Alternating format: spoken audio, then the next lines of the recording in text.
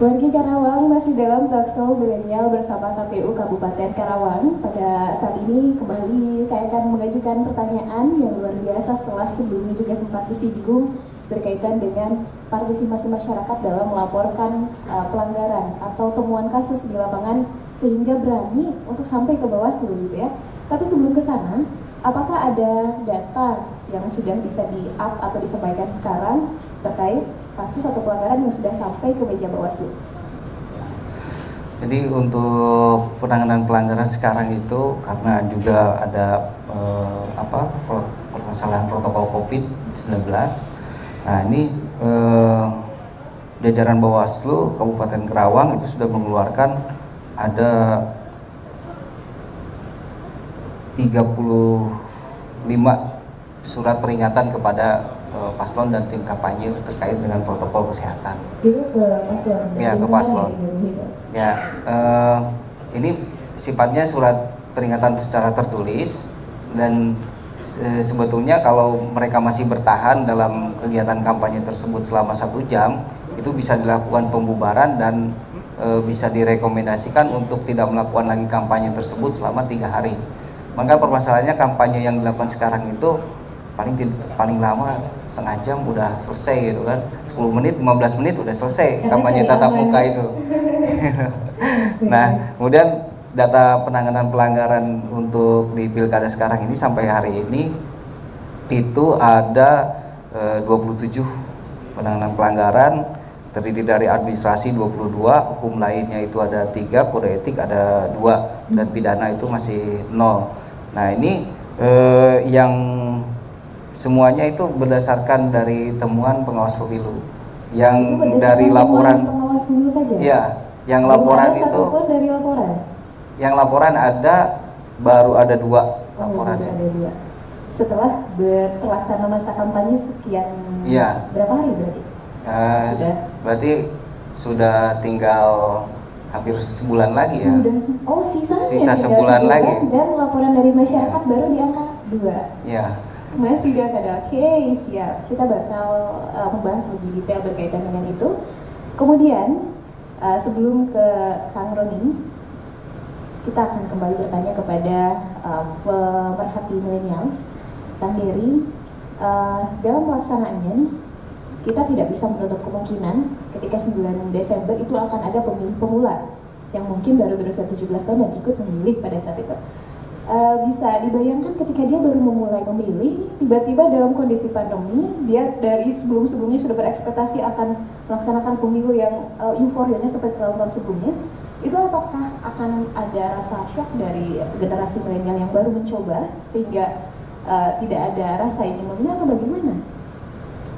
Ya, berkaitan dengan hal tersebut, memang tidak bisa kita pungkiri rasa takut itu pasti ada ketika akan melakukan pencoblosan dalam situasi pandemi COVID-19.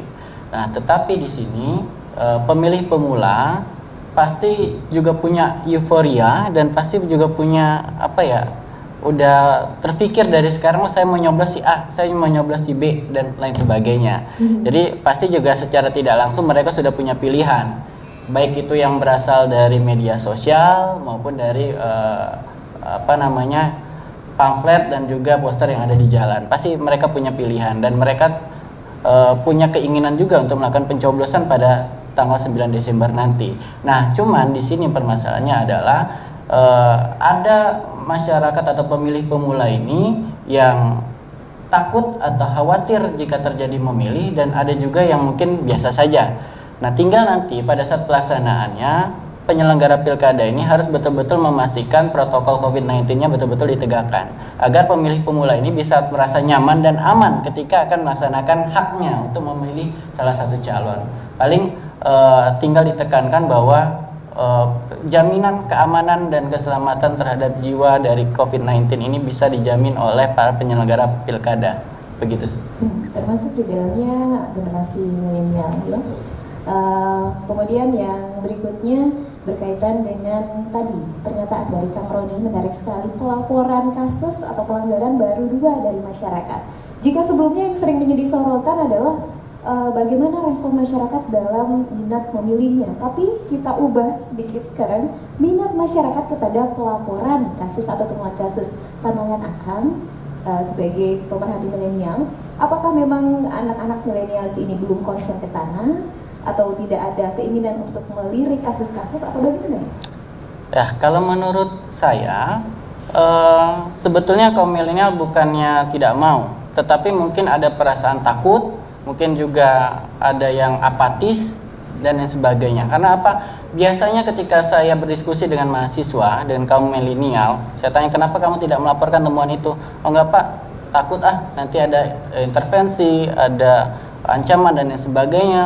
Atau yang kedua, kenapa kamu tidak melaporkan? Percuma Pak, dilaporkan juga. Ada yang seperti itu. Nah, tinggal di sini kita harus selalu melakukan sosialisasi dan menyampaikan kepada para generasi milenial bahwa partisipasi masyarakat, terutama kaum milenial, itu sangat penting dalam kesuksesan Pilkada 2020 di Kabupaten Karawang. Karena jangan sampai nanti teman-teman semua menyesal kalau tidak melakukan atau terlibat langsung dalam partisipasi kesuksesan Pilkada 2020.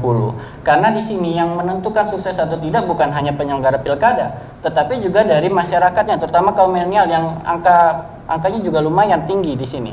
Nah, tinggal bagaimana nih dari kesadaran para generasi milenial untuk ikut mensukseskan Pilkada 2020 dari segala macam pelanggaran yang potensi terjadinya cukup besar dan cukup banyak sebetulnya.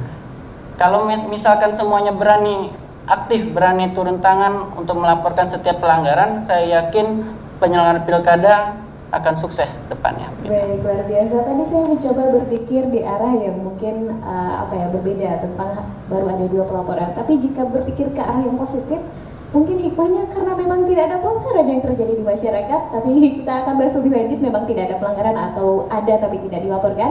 Tetap bersama kami di Talkshow Milenial bersama KPU Kabupaten Karawang.